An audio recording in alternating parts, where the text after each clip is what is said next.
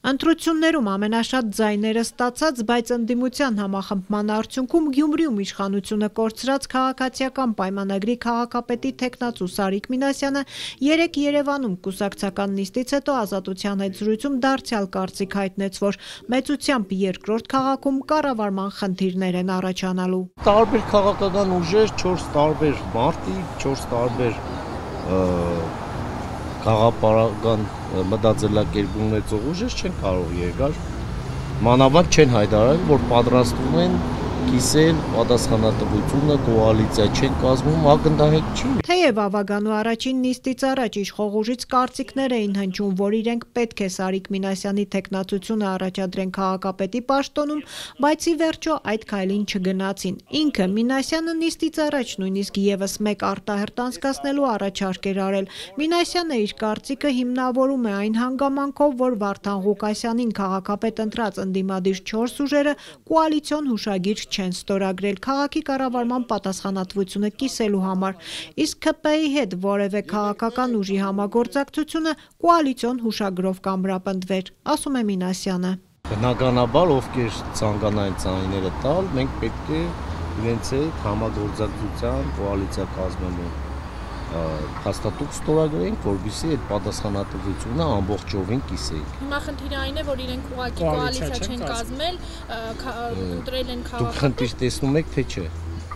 Դուք եք առաջադրած տեխնոլոգիա։ Ես ասում եմ, որ տեսնում եմ։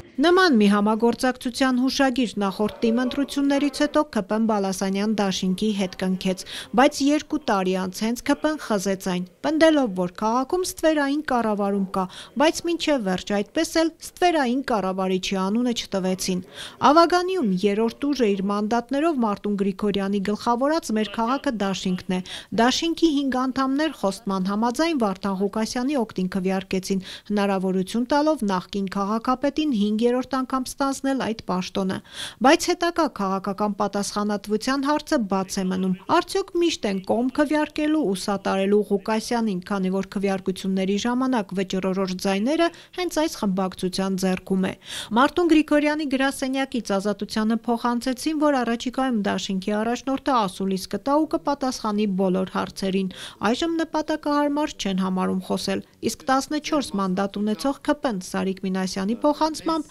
ընդդիմադիր դաշտում կդիրքավորվի։ Որտեղ որ մենք ասելիք ունենք, անելիք ունենք, այդտեղ լինելու ենք, մեր քաղաքացիների իրավունքները պաշտպանելու ենք,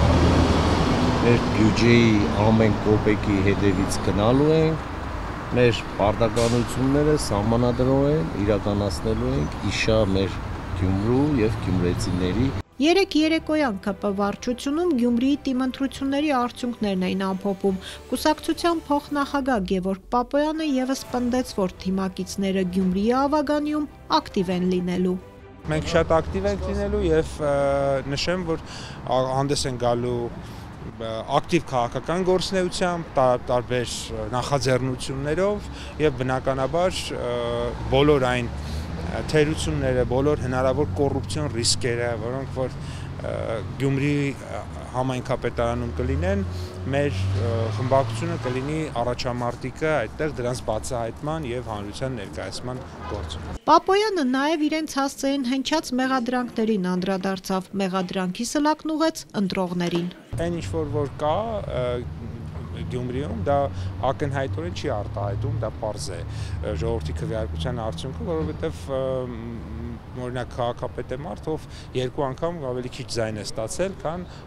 առաջին տեղում հայտնված մարդը։ Բայց դա շատ կարևոր եւ նուրբ բան կա։ Մեզ հիմա օրինակ շատ են մեղադրում, ասում են դե գիտեք, օրինակ դուք ոնց թողեցիք Վարդանիկը դարձավ քաղաքապետ։ Սիրելի ժողովուրդ, պետք չի մեղադրել մեզ, որովհետև եթե դուք չգնաք ընտրական տեղամաս եւ չընտրեք քաղաքացիական պայմանագրին, չընտրեք ժողովրդավարությանը, Վարդանիկն էլ, Ռոբն էլ, Սերժն էլ, Լիսկան էլ եւ մյուսներն էլ կվերադառնան եւ նորից կլինեն իշխանություն։ Իսկ որ ազգային ժողովի ընտրություններից առաջ Գյումրիի թիմ ընտրությունները քաղաքական ուժերի համար իրենց հնարավորությունների գնահատման լավագույն հնարավորություններ, այդ մասին հենց թիմ ընտրություններին մասնակցող քաղաքական ուժերն էին հայտարարում։